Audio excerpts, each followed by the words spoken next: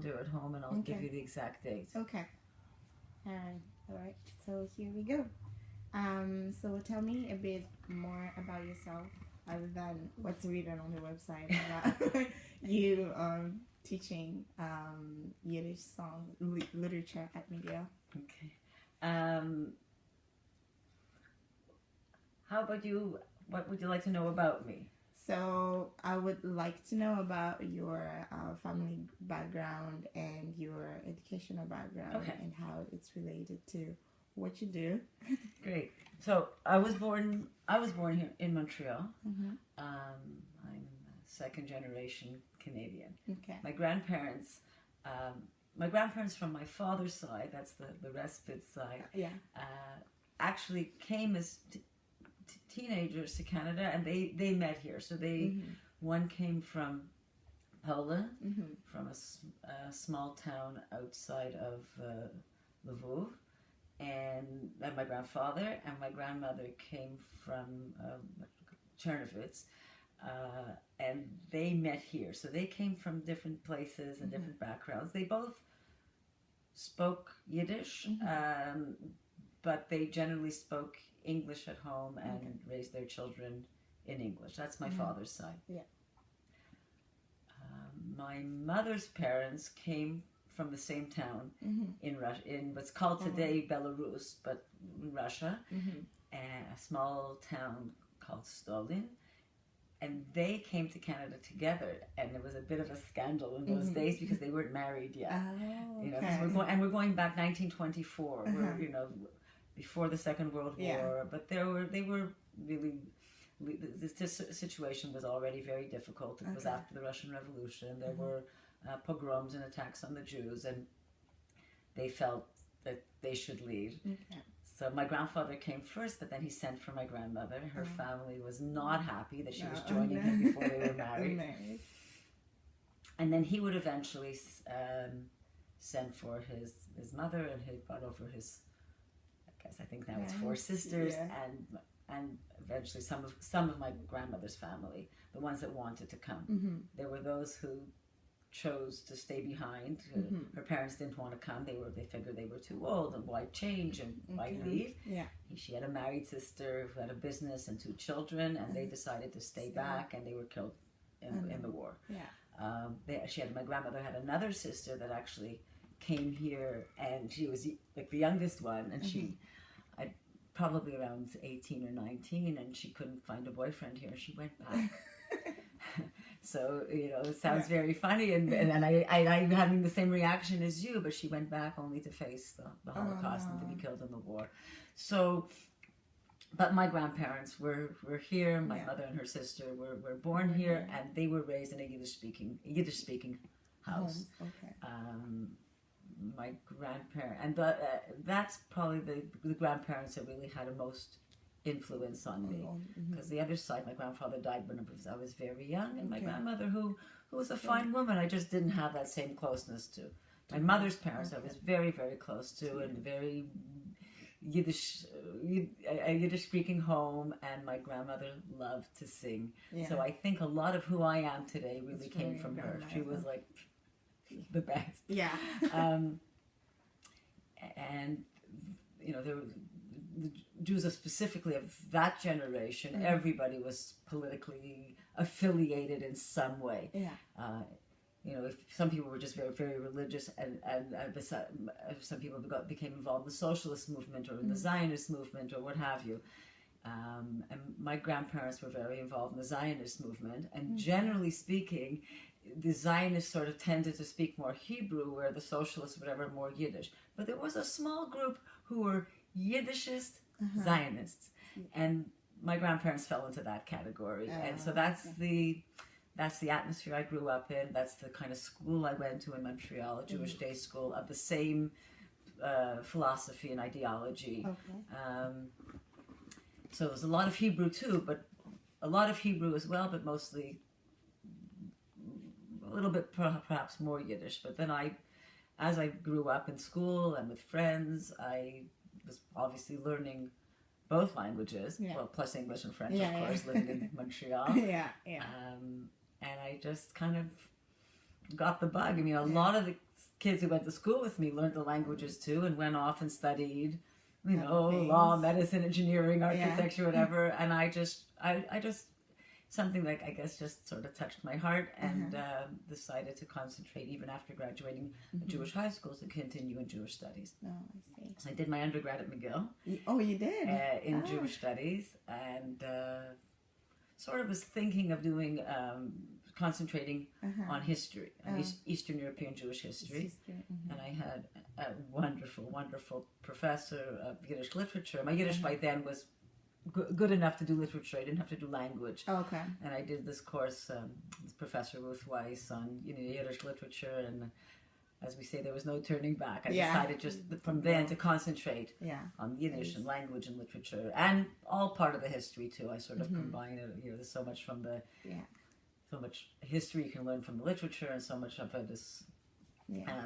I sort of concentrate more on the biographies of the writers and the times that they lived in and the influences much more than really just sort of analyzing literary texts. Like my focus is really history, but through the literature, through the language, through the culture, through and combining Yiddish interests with Israel really worked well for me, because when it came time to graduate school, I went to Israel. And did my my master's at the Hebrew University in Yiddish. In Yiddish. So this was like, it all kind of worked. Yeah. Oh, that's perfect. And that's my educational background. And I thought at the time I thought I might stay in Israel, but my boyfriend at the time, who would become my husband, wanted to. It was Israeli. The crazy long story, which is not important for this. I met him in Montreal, and he came back to Israel with me, and I did my studies, and then he wanted to go to university. So we came back to Montreal for his studies, and we stayed. We got jobs, and we had 2 kids, and we just, life kind of takes its course. And that's it. So you mentioned that your grandmother had like a big influence on you. Apart from her, who are the other people that were like your role models, who influenced you to like pursue this career? Well, as I mentioned, when I was an undergrad at McGill, Professor Ruth Weiss had a very large influence on me, and following the path of Yiddish, so to speak. And then when I was studying in Jerusalem, I really had the privilege to study with really probably the top people in the field. So there were 2 professors there. One was Professor Hannah Schmeruk, professor of Yiddish literature, who was amazing. But the one who probably had a bigger influence on me was a man by the name of Professor Dov Noy, and his specialty was folklore. Oh, okay. And so here I all sort of saw the opportunity or the possibility to combine my love of song and my love of folklore with teaching, and it all kind of came together, not on the spot, but with time. With time, And the things that I learned from Dov Noy, and then I would come back to Montreal, and I would be asked to, if I would ask to give a concert, I'd find myself sort of explaining the background of the songs. Or if I would go to give a lecture, I would incorporate songs in the lecture. And this just began to build and build and build with me, where it all, like, sometimes I don't even know if I'm giving a lecture or if I'm giving a concert. Sometimes if it's straight concert, I have to control myself and not talk too much, because people really aren't interested in talking. But what I do like to do is I like to incorporate singing into my lectures, because it kind of I think I saw that too. Lightens up, and it doesn't always make it more fun, because sometimes it's a very serious subject, sometimes it could be sad songs, but it's just more enjoyable for me. And also because I love to sing and I love to share the songs, and it's so much a part of the culture, and so much, and there's so much that we can learn from the songs. And obviously it depends on the topic and the course that I'm teaching, but if I can incorporate singing, I try to. Oh, that's great. So as I mentioned before, that I heard about your performances at the Holocaust Center. What made you start doing that?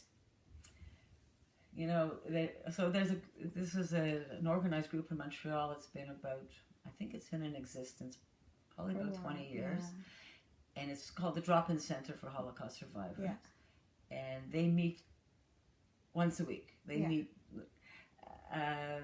and I knew the woman that was running the group and so on, and I knew a lot of the survivors in the group. Because I had worked, this setup, this summer camp has children all summer, but where we call the retreat center, until a week before we come here, it's senior citizens for the summer. They come up, the children come to camp for a month or for 2 months, and the senior citizens will come up for 2 weeks.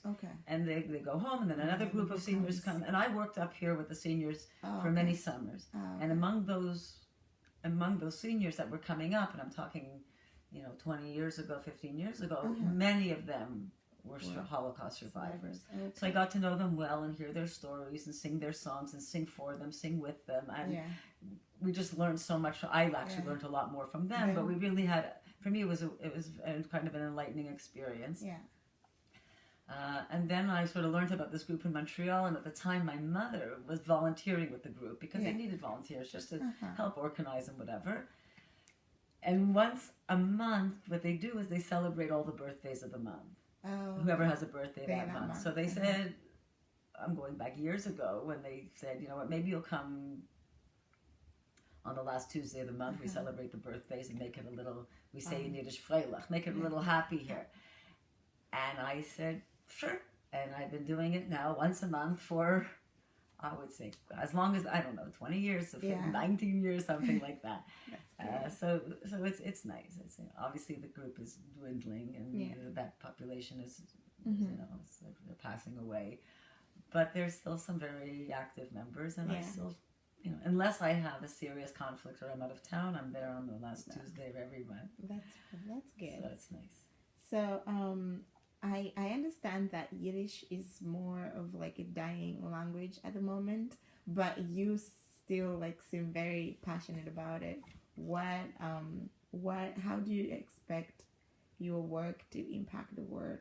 Why do you still have that kind of inspiration?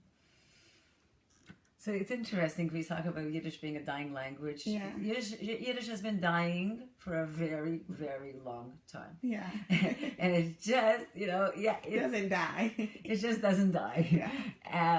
You hear stories and you read stuff that people at the turn of the last century, 1903, 1905, there was discussions already then of the concern about the demise of Yiddish. Especially Jews of Russia who were becoming very assimilated and very acculturated and speaking Russian at home and raising their children in Russian. And all of a sudden they were saying, well, what's going to happen to Yiddish? So it's been a very, very slow death. And obviously wiping out 6 million Jews in the Holocaust, where many, many of them were Yiddish speakers. And then the whole immigration experience to wherever, but particularly North America, United States, where people started to speak English and forgot their Yiddish. So between immigration and the Holocaust and so on, I mean, of course, there's less and less and less Yiddish. But as a cultural concern, as I'm not one of these people, and there are these what I call these sort of crazy Yiddishists that say, they only speak Yiddish and they'll only speak Yiddish to their children, and now they do everything is in Yiddish. I like to preserve the culture. I think that the literature is absolutely beautiful. There's so much wonderful Yiddish theater material. The songs, of course, are my passion. And there's, some people, just like to preserve the humor and the jokes, or whatever it is, just to be able to share, just to let the people know that this has existed for so many years and is still around. If I can have a class and teach a few students a little bit of the basics of the language and some of it, introduce them, even if they're going to read a Yiddish writer in translation. There's such a vast amount of wonderful and really kind of special material that over the years, that if some of it could be remembered and preserved and passed down, that's basically what it's all about. My way of doing it is to teach language and to sing the songs. That's good. So, do you think the Yiddish culture kind of affects the old, well, the